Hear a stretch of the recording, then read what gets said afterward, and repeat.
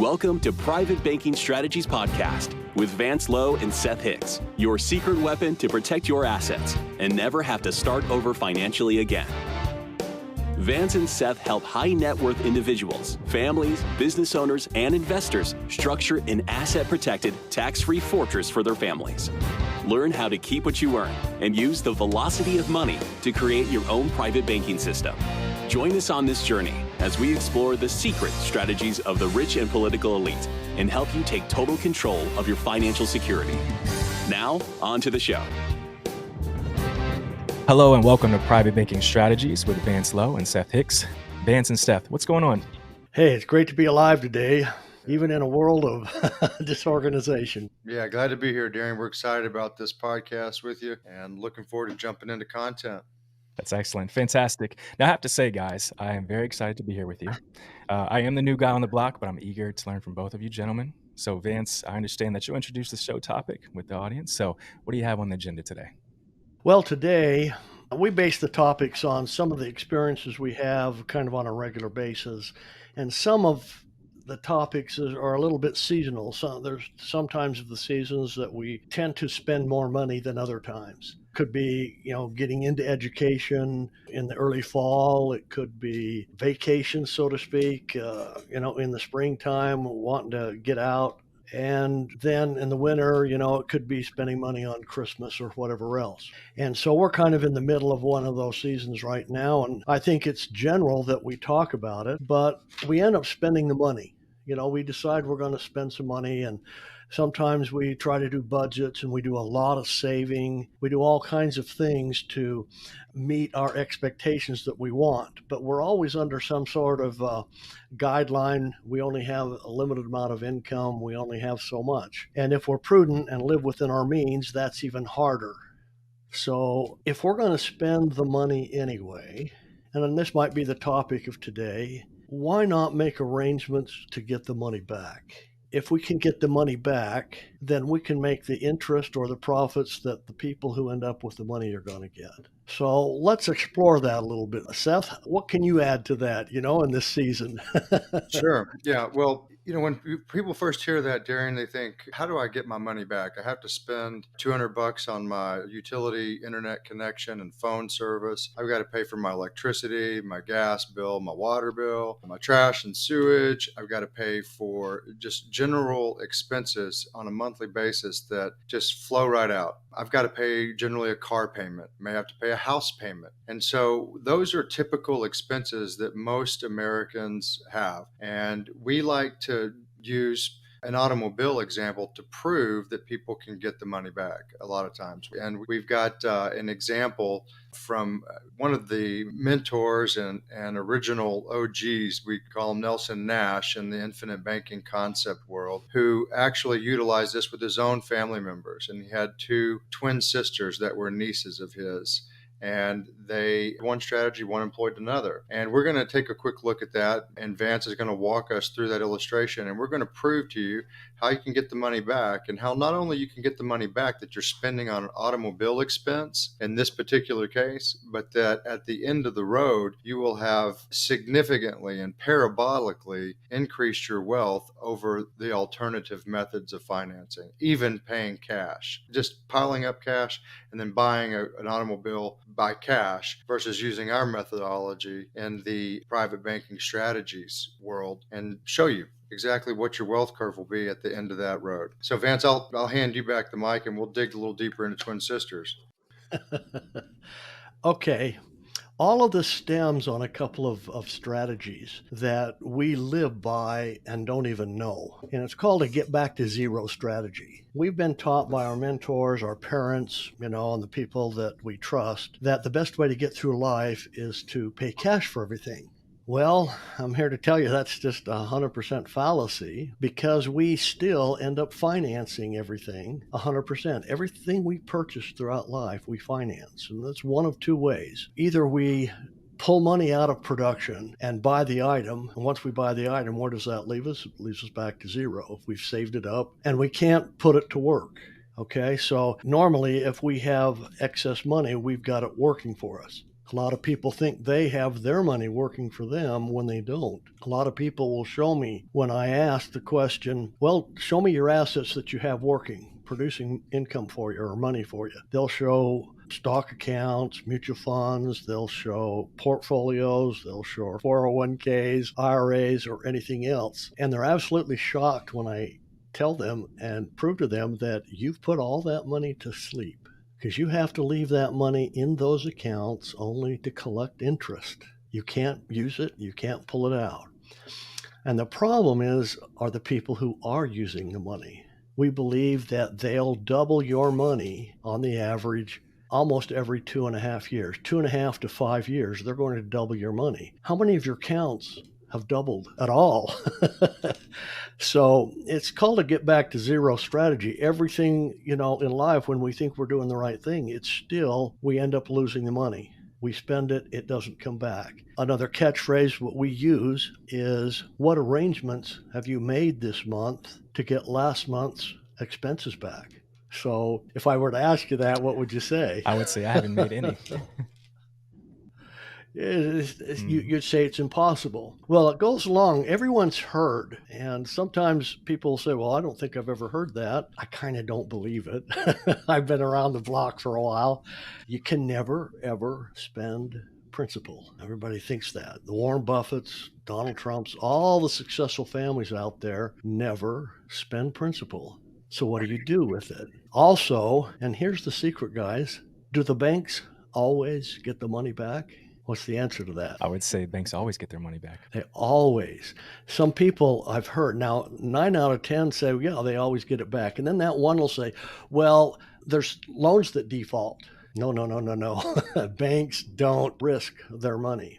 And it's called collateralization. If banks lend out $100,000, they'll want $1 million worth of collateralization. And they'll keep going if they can get more than that. They want control of everything. So this getting back to zero, when it comes to cars are a great thing, because cars are one of the largest purchases that we make. And people decide, hey, I'm going to buy a new car, but to get the value, I'm going to drive it till it falls apart. Other people say, hey, I'm making a good income, so I'm going to upgrade my car every 2 or 3 years. Even today, in today's economy, the American automobiles industry and the American cars that we have here can be of great value if you know how to use them. And they are a tool. I really enjoy playing with people when I ask them if they have a car payment. A lot of people say, no, I've paid off my car. And I go, that's really, really interesting. So the only way you convince me you don't have a car payment is if you've torn up your driver's license and you're never driving again. Because what's happening to the vehicle? Oh, well, it's wearing out and eventually you'll need another one. So my guru, who really helped me along the path here on vehicles, put in a seminar book an illustration on how to finance vehicles. All these experiences in his book were on his family. He was older. He had some twin nieces. They were identical twins. And the story he goes on to tell how identical they were is really something, I guess. I never saw him. But he set up a financing situation for the both of them to be able to finance vehicles. A lot of people will put money in a CD because CD is really a fast start. If you want something very, very short term, then, not now anymore, this was back when they were paying 6, 7, 8, 9% interest on CDs. And you would put money in there over time. I did that personally. I would save up my money in a CD and then I would pull it out and go purchase my car. So they did that. He did 2 illustrations. He says, okay, you guys want to use the CD, but I've got another plan for you. If you'll put the amount of savings, which is $5,000 a year, into a contract that I want to show you, it's an old style banking contract. Let's just compare over a lifetime what the 2 differences are. And so he went 7 years of them accumulating $5,000 a year. So he did that. He also showed if they did it in a CD. Okay, and at the end of 7 years, there was, and I'm going to look off to the side here so I've got the exact numbers that are in the book. The CD person had $41,000 plus some change, and the person in the policy had 35,000. So there was quite a big difference. He goes in and tells a story about the twin sisters communicating with each other, and we would do that on a separate basis. I'm just trying to touch the highlights here. But there was enough in both of these accounts for these two girls to start financing. And what they did is they took out $10,500 to finance part of their first car. They may have had a trade-in or something else, but that's the amount they financed. And they set up a repayment schedule. This is where people go wrong. They don't pay themselves back. They take the cash, buy the item, but now you have to realize you have to pay yourself back, so you've got the money back again to do it over again, and therefore you break out of the get back to zero strategy. Did that story feel like it was about you? Do you feel like you are generating a lot of revenue but are not moving forward as fast as you would like? Do you feel you should be making more progress toward your financial goals? Do you feel stuck? Let us help you get unstuck. Are you ready to take action and get your own private bank? Please visit us at www.privatebankingstrategies.com. So we've got two different sisters. One's going to use the private banking strategy, the contract that Vance is describing. One is going to use savings through a CD methodology. At the end of 7 years, the CD sister has $41,000. The person who used the private banking strategy, the other niece, the sister, she had just under 36. So CD sister saying, see, I'm right. I make more out of a CD. Yeah, she was just hammering the other one. Yeah, hammering the other sister. Yeah, you made a mistake. Nelson doesn't know what he's talking about.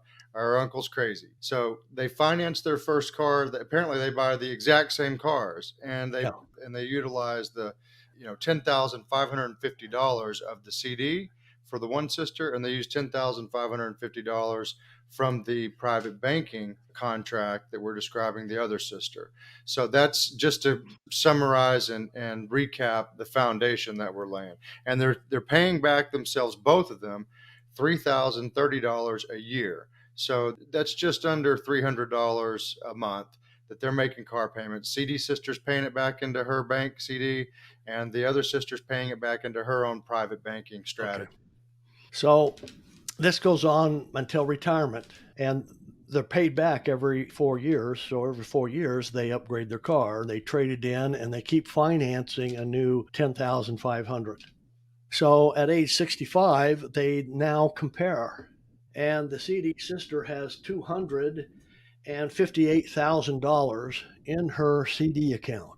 And the private banking strategy has just under $1 million in her policy. If they did everything exactly the same, why did the private banking sister, have over $700,000 more than that one in the CD? Let me explain that. Who owns the CD bank? Other people, and they make all the profits. Well, these special contracts make you an owner of the life insurance company, and they pay profits in addition to the guaranteed account every single year, and those profits were added back in. In addition to that, she got a ton of life insurance, over $800,000 of death benefit paid for during that time as well.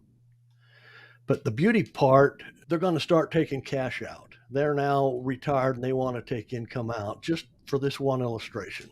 So at retirement age, Darian, they've got very disparate amounts to draw from. The CD sister has $260,000, and the private banking strategy sister has just under $1 million. So they both start to draw down for retirement needs. And this illustration is a few decades old because these sisters were younger when Nelson implemented this. So these numbers change with current day values, but the illustration still remains.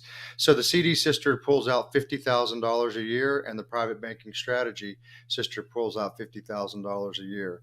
Well, at the end of, as you can tell, 5.5 years, a little more than 5.5 years, 50,000, 50,000, 50,000, 50,000, 50,000, then 34,000.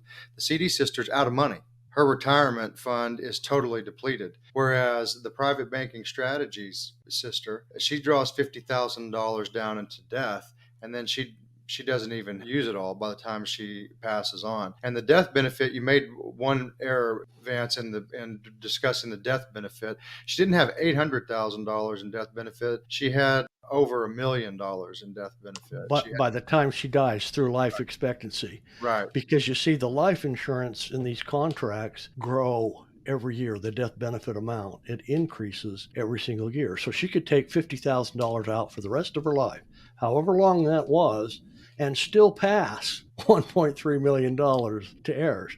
Everybody buys cars, right? Why not do it a smart way? You don't have to pay a dime more. That's what we're trying to get at. There's a better way for you to finance and buy things, okay? But you've got to set it up in advance. You've got to know how money works. So we've got to stop treating money like it's worthless. I always tell people, we want to get you ready to take this for a test drive at no obligation. Kind of tell them how we do that. Well, the first place that you learn about private banking strategies is on our website. It's privatebankingstrategies.com. That's privatebankingstrategies, all one word, .com. And there you'll have an offer that we give for a book that we like to call a red pill book that dives into some of these concepts. And we've made it available to folks in a PDF or in an audio version so that you can listen to it on the go, or you can read it if you're a reader. And that's our real entry point to understanding some of these concepts that we're talking about, like compounding interest, and how the banking system that most people use is really not a safe place to keep your money, and they're making money off of you, and you can actually make the money yourself. So once you've read that book, we have all of our podcasts available to our audience on our website, and you can start in various places. There's titles that may resonate with you over another. Take a look at a couple of the podcasts. If you want to just start from the very ground zero, start at number 1, where the intro is, and you can get some foundational block work and what we're doing there. If those things resonate with you, then you can schedule a call with Vance through an exploratory call process where he digs in deeper into your particular situation, your family, your finances, your motivations, and starts to begin that process with you in an exploratory call. So that's kind of our general starting point. Fantastic. Vance and Seth, thank you for your tremendous insight today. I'm sure the audience has a few questions, but after this, they know exactly who to get in touch with. All thanks to you guys. So guys, any last words before we wrap this up? I just wish everybody out there to stay safe and think smart about money. Excellent. All right, guys, thanks so much for the insightful day. And thank you to the audience for tuning in and supporting the Private Banking Strategy podcast with Vance Lowe and Seth Hicks. If you're not subscribed to the podcast, please hit that button below so that you're up to date when Vance and Seth come out with new episodes. And then lastly, if you have any questions, please email us or visit, like Seth said earlier, the privatebankingstrategies.com website as soon as you can. This podcast is about educating you, so we want to hear from you all. We also remind you to review and share this episode as it helps others find this show. Did that story feel like it was about you? Do you feel you should be making more progress toward your financial goals? Do you feel stuck? Let us help you get unstuck. Are you ready to take action and get your own private bank? Please visit us at www.privatebankingstrategies.com. Thank you for listening to the Private Banking Strategies podcast. Click the subscribe button below to be notified when new episodes become available.